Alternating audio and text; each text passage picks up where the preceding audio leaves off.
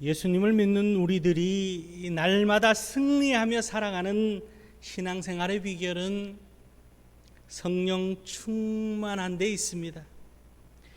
우리는 예수님을 믿고 나서 성령 충만함을 이루며 그 가운데 살아가고 있습니다. 예수님의 제자들이 성령 충만함을 받기 전에는 무기력한 삶을 살았습니다.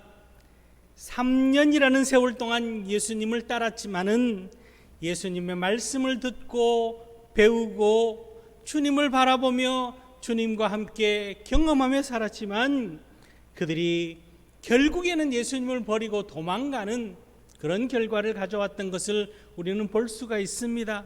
그런데 그들이 예수님께서 부활 승천하신 후에 마가의 다락방에 모여서 성령 충만함을 받고 나서는 두려워함이 다 사라졌습니다. 숨지 않았습니다. 떨지 않습니다. 오히려 문을 박차고 나가서 담대히 하나님의 말씀을 전하며 하나님의 교회를 이루어 갔던 것을 우리는 볼 수가 있습니다. 그러므로 인해서 초대교회가 탄생하고 오늘까지 성령 시대가 이어지고 있는 놀라운 축복이 우리에게 이어지는 것을 우리는 경험할 수가 있습니다. 그러기에 우리 사랑하는 성도님들, 오늘도 성령 충만한 은혜 가운데 거하시는 놀라운 우리 성도님들 될 수 있기를 주의 이름으로 축원합니다. 그러기 위해서 우리는 성령 하나님의 임재를 경험하며 살아가는 그런 우리들이 될 수 있기를 바랍니다. 이것이 우리가 이 땅에서 하나님의 백성으로 살아가야 할 첫 번째 성령 충만한 하나님의 능력 가운데 거하는 일체의 비결 중에 하나입니다. 에베소는 바울 사도가 3차 선교 여행을 하면서 첫 번째 사역지로 정하고 그곳에서 복음을 전했던 것이 에베소였습니다. 그런데 바울 사도가 에베소에 도착했을 때 이미 에베소에는 예수 믿는 이들이 있었다라는 거죠. 바울 사도가 복음을 전하기 전에 벌써 그곳에 예수 믿는 이들이 생겨났습니다. 아볼로라고 하는 이가 그곳에 복음을 전했습니다. 아볼로는 알렉산드리아라고 하는 지역의 출신으로서 성경에 능통하고 언변이 좋은 사람이었습니다.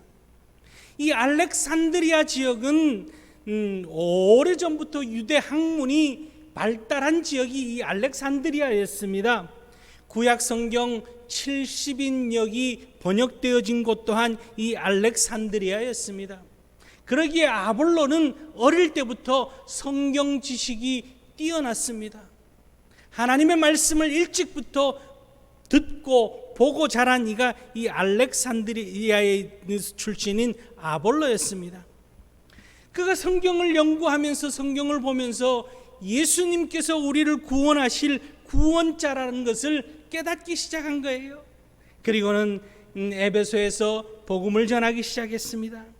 그러나 이 아볼로가 예수는 알고 예수를 깨달았는데 성령 하나님을 알지 못했던 거지요.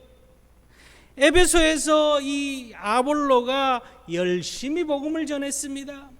세례 요한을 전하고 예수를 전하고 자신이 가지고 있던 그 학문과 언변으로 복음을 전했지만은 에베소에 큰 부흥이 일어나지는 않았습니다.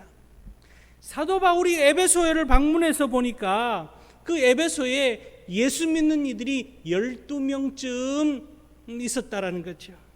그런데 그것에 문제점이 있는 것을 사도 바울이 발견했습니다. 그리고 오늘 본문 2절 말씀을 보면은 사도 바울이 이렇게 묻습니다. 너희가 믿을 때에 성령을 받았느냐? 이렇게 묻고 있습니다. 사도 바울의 질문에 에베소에 있었던 그리스도인들은 우리는 성령이 계심도 듣지 못했다라고 말하고 있습니다. 여러분, 예수를 믿기는 믿었는데 예수의 능력과 예수의 부흥이 나타나지 않는 것은 성령 충만한 임재를 경험하지 못한 데 있다라는 것을 오늘 우리에게 보여주고 있는 그런 말씀입니다. 구원받은 하나님의 자녀로서 우리가 승리하는 삶, 이 땅에서 모든 죄악과 어둠의 권세를 물리치고 승리하는 삶을 사는 비결은 성령 충만함, 성령 하나님의 임재에 있다라는 사실을 우리가 꼭 발견할 수 있기를 바랍니다.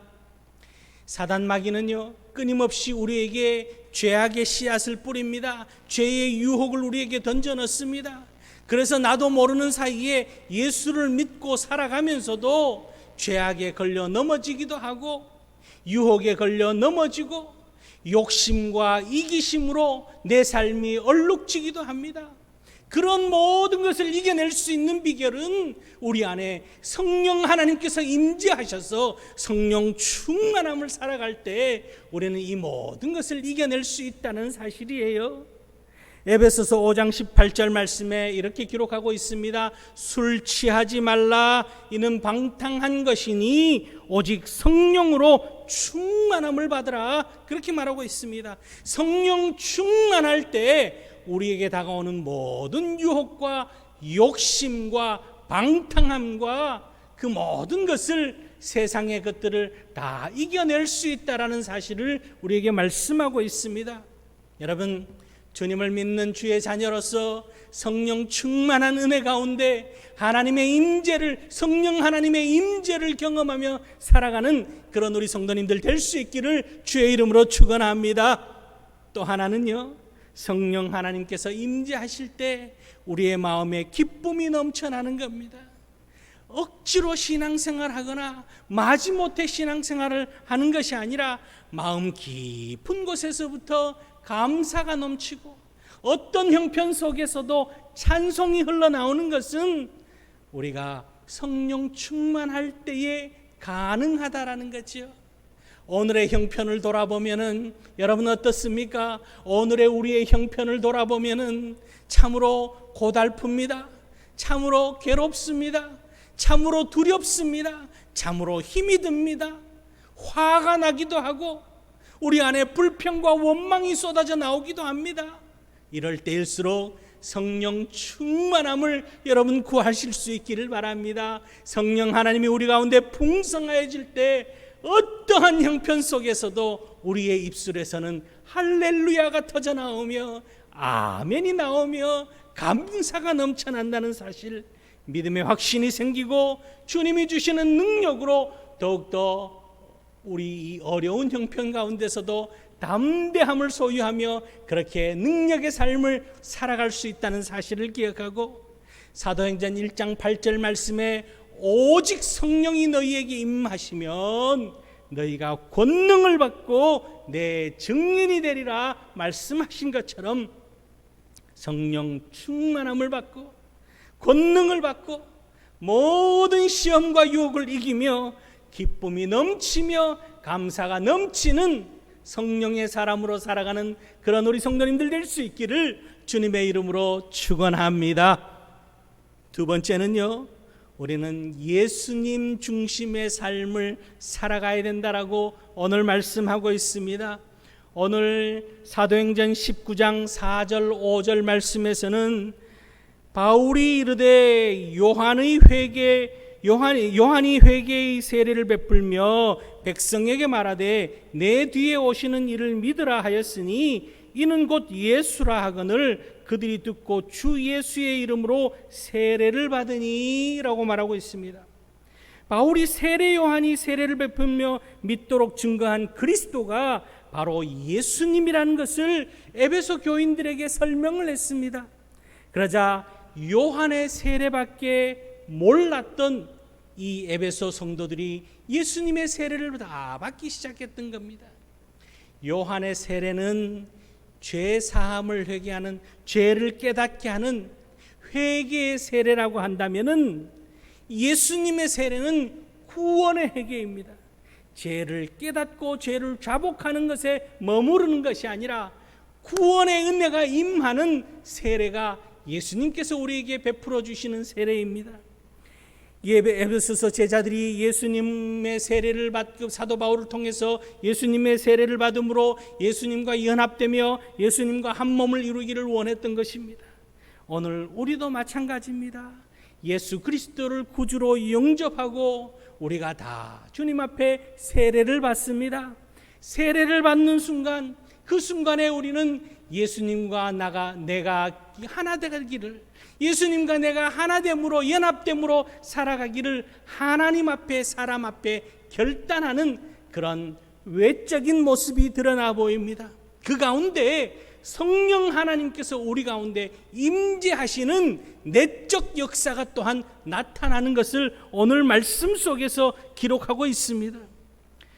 오늘 우리가 세례를 받음을 통해서, 성령 세례를 받음을 통해서 하나님과 우리가 하나됨으로, 오늘 성령 세례를 통해서 하나님과 우리가 하나됨을 통해서 성령 하나님께서 진리의 영으로 우리를 더욱더 주님 중심으로 살아갈 수 있도록 우리를 이끄신다는 사실을 기억하고, 성령 세례를 받고 성령 충만한 가운데 성령 하나님의 임재 가운데 살아가는 그런 우리들이 될 수 있기를 바랍니다. 그럴 때 성령 하나님은 우리를 더욱더 주님께로 인도하고, 성령 하나님 더욱더 예수 그리스도를 우리가 알 수 있도록 지혜를 주시며, 하나님의 사랑을 깨닫고 더욱더 신실한 믿음으로 살아갈 수 있도록 성령 하나님께서 우리에게 지혜를 주시고 보혜사 역사하시는 은혜를 우리 가운데 함께 하신다라는 거예요. 성령 하나님의 충만한 은혜가 임함으로 인해서 예수 그리스도 중심으로 살아감을 우리가 경험하게 되면은 우리 가운데 또한 열매 있는 삶이 나타나지는 겁니다. 여러분, 갈라디아서 5장 22절 이하의 말씀에 성령의 열매들이 기록되어져 있습니다.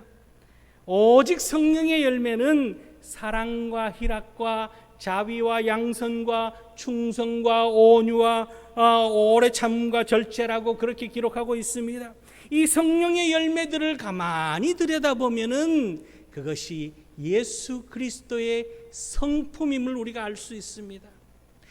우리가 성령 충만함을 통해서 예수 그리스도의 은혜를 덧입고 예수 그리스도와 연합함을 통해서 성령 하나님께서 예수 그리스도를 깨닫게 하고 예수 그리스도의 사랑 안에 거하며 살아가는 우리들이 성령의 열매를 맺을 때 우리 안에는 예수님의 성품이 넘쳐나게 된다는 사실입니다. 우리 안에 성령의 열매들이 맺혀짐을 통해서 우리 사랑하는 성도님들, 우리 안에 성령의 열매들이 주렁주렁 맺혀짐을 통해서 우리 안에 예수 그리스도의 성품이 넘쳐나는, 예수님과 우리가 하나가 되어지는 예수의 성품을 가지고 예수 중심으로 살아가는 그런 축복이 있게 될 수 있기를 간절히 소망합니다. 예수 중심으로 살아갈 때 오늘 이 땅에서의 삶이 내 중심적으로 살아갈 때가 아니라 예수 중심적으로 살아갈 때 이 땅의 어려운 현실을 극복하고 모든 이들이 안 된다, 힘들다, 어렵다 할 때 우리는 오히려 극상품의 열매를 맺는 놀라운 축복이 넘치는 은혜 가운데 거하게 될 줄로 믿습니다. 세 번째는요, 우리는 말씀 가운데 거하는 복된 삶을 살아야 함을 오늘 본문은 우리에게 깨닫게 하고 있습니다. 오늘 본문 사도행전 19장 8절로부터 10절까지 말씀을 보면은 바울이 회당에 들어가 석 달 동안 담대히 하나님 나라에 관하여 강론하며 권면하되 어떤 사람들은 마음이 굳어 순종하지 않고 무리 앞에서 이 도를 비방하거늘 바울이 그들을 떠나 제자들을 따로 세우고 두란노 서원에서 날마다 강론하니라. 2해 동안 이같이 하니 아시아에 사는 자는 유대인이나 헬라인이나 다 주의 말씀을 듣더라. 그렇게 말하고 있습니다. 사도 바울이 에베소에 처음 가서 복음을 전할 때에는 유대인들에 의해서 배척을 당했습니다. 사도 바울이 배척당한다고 물러설 사람입니까? 배척해도 낙심하지 않고 두란노 서원에서 더 담대히 2년이란 세월 동안 간절히 주의 복음을 전합니다. 이 사도 바울이 두란노에서 2년 동안 복음을 전함을 통해서 복음의 부흥이 일어나기 시작합니다. 바울의 사역을 통해서 이 에베소에서부터 우리가 아는 요한계시록에 기록된 7 교회가 탄생하기 시작합니다. 복음이 확장되어지기 시작합니다. 복음의 능력이 나타납니다. 그 능력을 사도행전 19장 11절 12절 말씀에는 이렇게 기록하고 있습니다. 하나님이 바울의 손으로 놀라운 능력을 행하게 하시니 심지어 사람들이 바울의 몸에서 손수건이나 앞치마를 가져다가 병든 사람에게 얹으면 그 병이 떠나고 악기도 나가더라. 이렇게 기록하고 있습니다.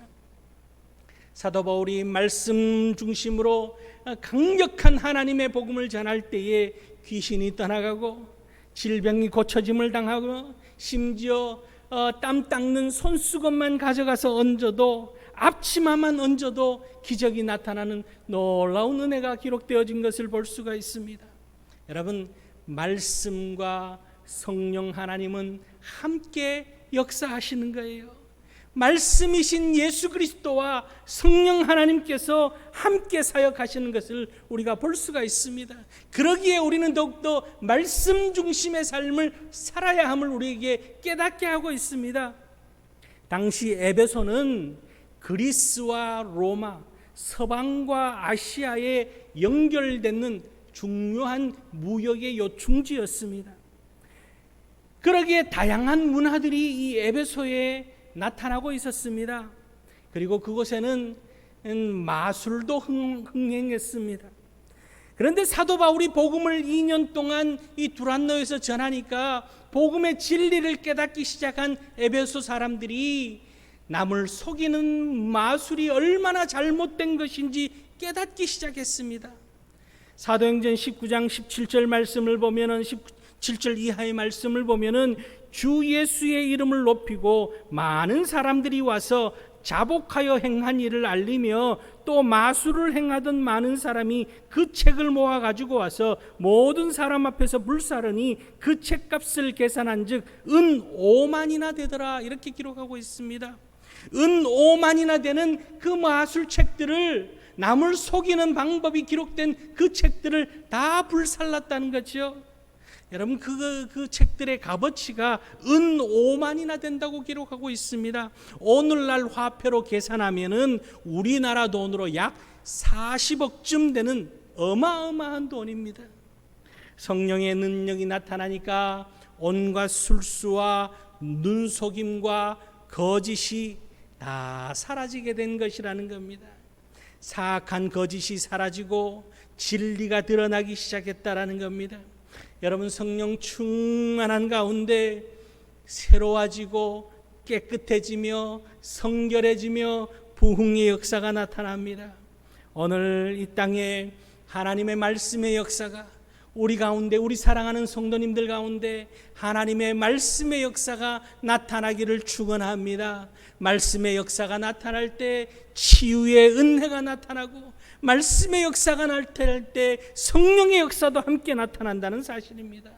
여러분, 오늘 우리에게 꼭 필요한 것이 있다면 성령 충만한 은혜, 예수 그리스도의 중심의 삶, 그리고 말씀 충만한 삶이 우리에게 꼭 필요한, 정말 오늘 이 시대에 우리에게 필요한 그 말씀의 은혜가 있어져야 한다는 사실을 기억하고, 우리 사랑하는 성도님들, 새롭게 시작되는 한 주간도 주의 말씀 붙들고 살아가는 우리 성도님들 될 수 있기를 바랍니다.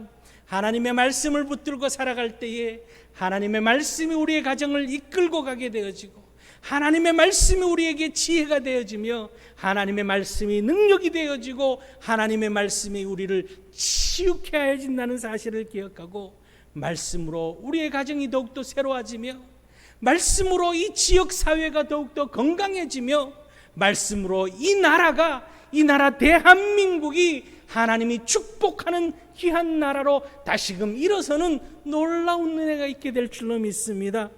날마다 예수님을 닮아가며 예수님을 증거하며 주의 말씀에 순종하며 성령의 많은 열매 맺는 그런 우리 모든 성도님들, 하나님의 축복이 넘치는 그런 귀한 은혜의 사람들 될 수 있기를 주님의 이름으로 축원합니다. 기도하시겠습니다.